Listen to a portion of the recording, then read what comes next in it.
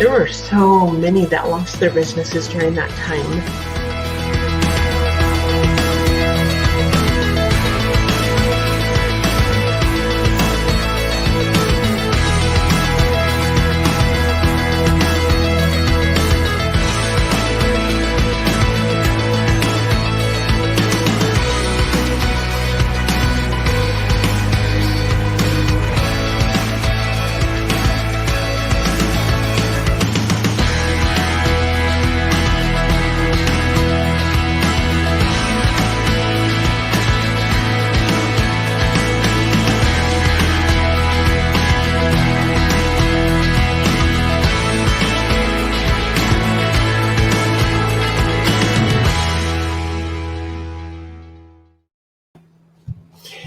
Well, welcome and good morning to the Spotlight Showcase. Today we have some amazing people that we are interviewing. We have an author, Paul Moehrig, and we have Robert Evans with a custom mobile app. Welcome to our show today. This is one of the things that we do to give back to authors, to those that are thinking about publishing a book, to really showcase the tips, the tools, the resources that are available to us to not only have our books published in the proper way, but also to really get our message out in the right way, and to make sure that we have the marketing in place, the resources that we can use. There's so much at our fingertips, and for most of us, we don't know those things exist. And so as we go through, this is our probably about 10th show now, and we've had such great response. People are saying, wow, thank you. But at this point, I want to bring in an author that published in September, Paul Moehrig, and we'll have a conversation about his book and his journey to authorship. It's been fun. He's been awesome to work with. And so let me introduce to you Paul Moehrig. Hey, Paul, how are you? I'm well. How are you, Becky? Good. So, Paul, you have your book, and actually, I meant to show what that book looks like at the beginning of this. So let me see if I can do that real quick, because sometimes I get a little ahead of myself here. Just a minute. So there, and it's in the background.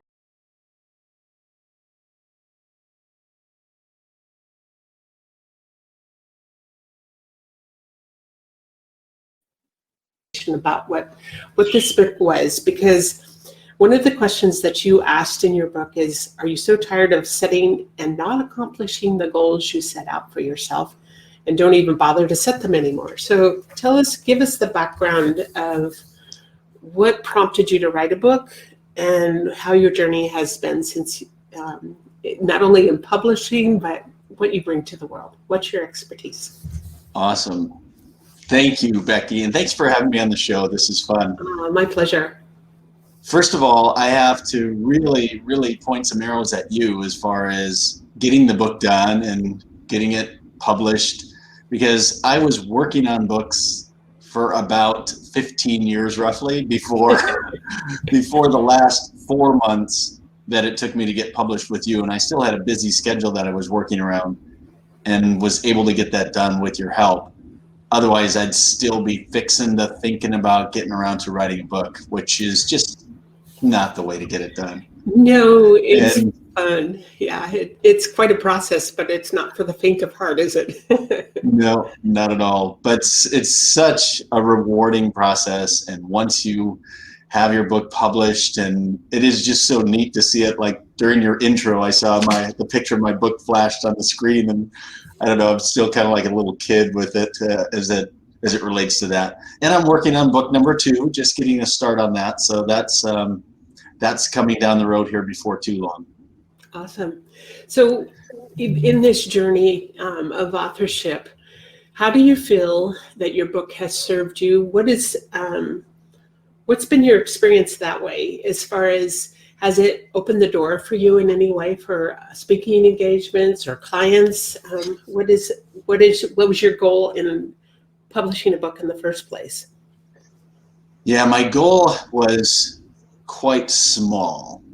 When I started out, I said to myself, I'm not going to make any money off of this book, but it's going to be a really expensive business card.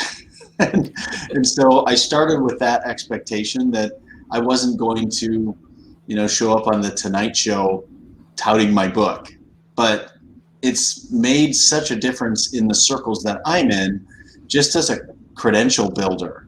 Mhm. And there's so many people out there that would like to write a book that they're immediately kind of struck by, oh my goodness, I've wanted to do that, and here this person did it.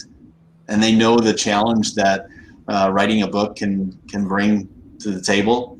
So that's the one thing. It does build credentials, and people will quote things out of the book to me. Hey, like you said on page 42, I just get such a kick out of that, That's pretty fun, isn't it? Yeah, I had a person that was about halfway through the book that called me and said, I need you to coach me. And so I have gotten clients out of the book, but that was the first one that was not even done reading it yet and hired me to do some coaching with them. So that was pretty neat. And it's opened up some additional doors for speaking. If you advertise yourself as a speaker, which I like to do, they don't know who you are. And so the organizer of that event is a little bit nervous bringing you in. But if you've got a book or you've got some videos that can back that up, they're a little more comfortable bringing you in because they can say, oh yeah, I've seen him, he's done it, does a decent job, so I don't think he'll destroy our meeting with his presentation. I've always said to the authors that I work with that it is a calling card. It's a real tool for business growth if you use it right. If you don't ever talk about it or use it and share it and speak about it and everything, then sometimes it can get lost. And that's the whole idea of the show, is to showcase not only the authors that are using their book as a tool like you are, but it's a credential thing. And you think about it, and I've had somebody say, I think in my world, I think everybody's publishing books because I'm so crazy busy with all the books that are coming, and they're all remarkable books. But if you drive the freeways here around the Phoenix area, and you ever think, well, I wonder how many of them are authors, it really kind of puts things in perspective, because we are like just so much traffic on the freeways. And really, it's a very minute number of people that are truly authors. And so here you're standing up and you're saying, I'm a published, best-selling author, and this is who I am, and this is what I do. And that's the whole idea of the whole, what this is about. It's still, there's a mindset that people look up to people that are saying that are authors. It's pretty crazy. So tell us about your book. What is it about? Sure. And I was going to go back. You were talking about the goal getting versus goal setting. And it seems to me that over the years, everybody can probably agree that setting goals and achieving those goals is a pathway to success. Everybody can pretty much agree with that. However, people are so used to failing at setting goals and getting goals that they start to say to themselves, why do I even bother? Right. And in the most basic form, people set goals as New Year's resolutions, or they'll set a diet goal or whatever it might be. I want to lose 10 pounds in 6 days or something crazy, right? And they'll hardly get started on it, and they've already failed. So in the book, I talk a little bit about goal, the word goal becoming like a 4-letter word. Like people just don't even want to hear it. And yeah, there's a little story in there I won't share, but nevertheless, it does kind of feel like a 4-letter word. And I've always loved goals. And when I was introduced to goals by a manager way back in the day, I wasn't any good at them. And this particular manager helped me figure out how to use goals to accomplish what I wanted to accomplish. And all of a sudden I thought, why doesn't everybody do this? Mm-hmm. And then when you're doing it for a while and you just kind of assume that everybody does it, that's not the case. And you start digging into why that is. So the first piece was resurrecting the word goal so that it had a better reputation. Well, you talk about goal getting instead of goal setting, which is really important. And I think how many of us have, especially New Year's, we're going to start out and we're going to do all this stuff. And guess what? It doesn't happen. We're maybe good for a week if we last that long. And then life is as it is, just gets in the way unless we have something like the suggestions that you make in the book and the guidelines. And you have kind of it mapped out as to areas of our lives that we want to work on, and even have a chart, different things that we can use to really kind of get to that place where we can accomplish our goals. Yeah, and it's really the most important step is the first one, which is setting the goal.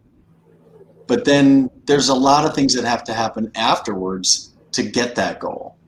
But we might as well, since the first step is setting it, we might as well have goal getting sessions instead of goal setting sessions. Goal setting, as soon as you get done setting it, you're done. You can put it in a drawer. Oh, it's a great session. Got some goals set. I'm feeling pretty good. You put it in a drawer and never pull it out again. But if you're focusing on getting those goals, well, don't put that sheet away. We've got to work on making that happen. So it's just a little different mindset when you think about getting them versus setting them. And the example that I use in the book is with your alarm clock. So if you set your alarm clock to get you up in the morning, that doesn't necessarily mean you're going to get up at that time. Like, set the alarm clock for 6 o'clock and I'll see what I feel like when I hear it. Use it at a great time. 5 more minutes. But if you're going to bed and you say, all right, I'm going to get my alarm clock set for 6 o'clock because I'm getting up at 6. It's just a different mindset. So some of these little pieces I've learned to trick my own brain on, and they've worked and helped. So I try to pass those along to other people so that they can move from maybe a juvenile level of goal setting all the way up to, maybe an expert level in goal getting. Because we found percentages that backed up somewhere around 3 or 4% of people hit their goals. But if you follow these steps, you can get up into the 70 percentile.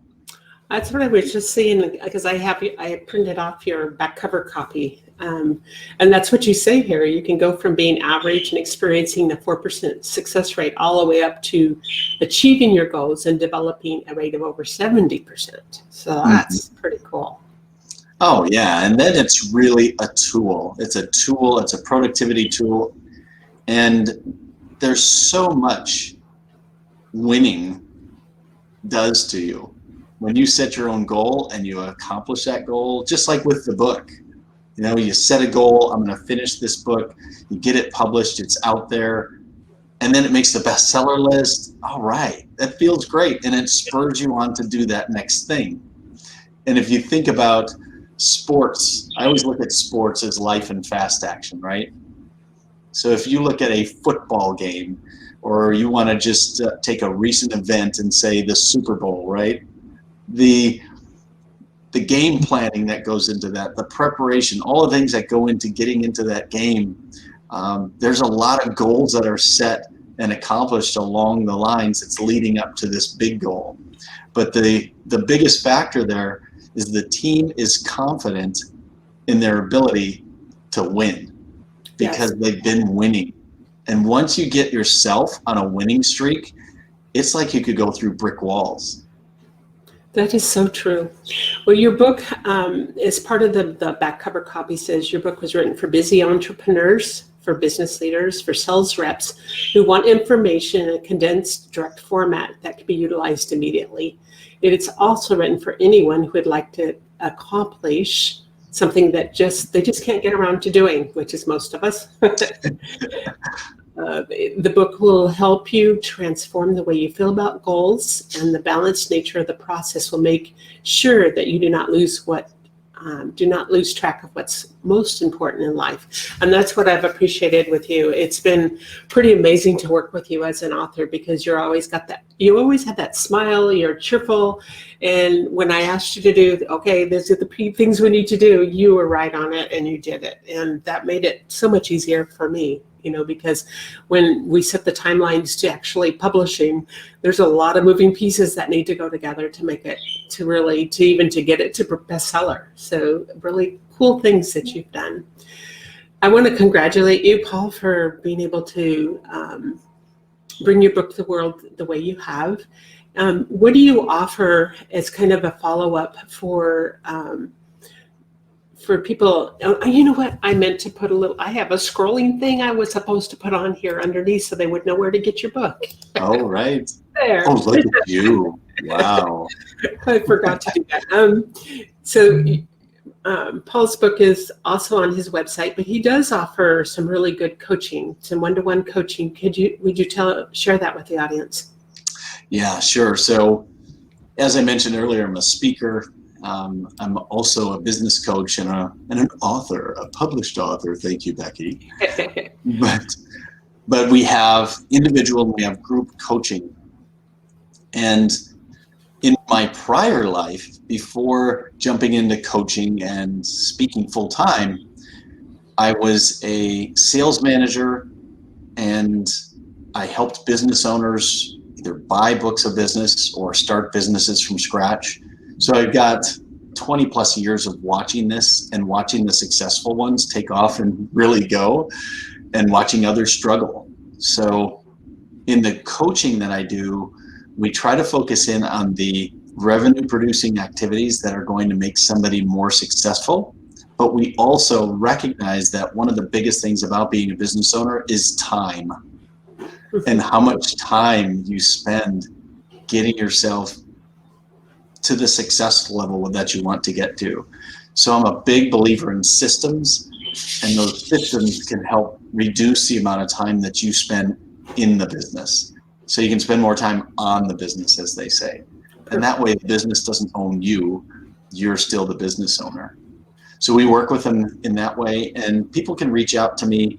We will spend probably a half hour, 45 minutes on the phone just trying to discover whether there's some nuggets that we can turn over and help them be successful with, because I don't take on clients that I can't help. In other words, if I look down the road 6 to 12 months and say, what would this person say about me? I have to be like 98% confident that they're going to say, oh my goodness, this was really a valuable use of my time and finances to have a coach work with me. And the reason why I do that is because, when I first started out of college and I was in my first sales job, I remember the manager of the store handed me this cassette series from a guy named Zig Ziglar. Wow. And I listened to those cassettes 2 or 3 times through before I gave him the set back. But Zig Ziglar said about, 100 times during that process, if you help enough other people get what they want, then you'll get what you want. And that matched my mind frame. And I thought to myself, wow, that's a great way to look at it. It's like a servant leadership sort of way where you're really focusing in on helping other people. So I've always tried to think about that as I'm bringing folks on. And then I just want them to have a great experience. I don't want to take on a client just to take on a client. I want to take on a client confidently, knowing that I'm going to be able to help them long term in their business. Very good. Well, I so appreciate that you would come on the show today and share your experts in all the ways that you do. And I want to bring you back to the show. We're going to take a short break, and then we're going to have our expert interview for mobile apps. And I'll bring you back in the last part of that conversation, and so you can kind of maybe even ask a few questions. And so listen to this next part. And I'm just so grateful to have you here today. Thank you. Sounds good. Okay. Thank you, Becky. Bye-bye.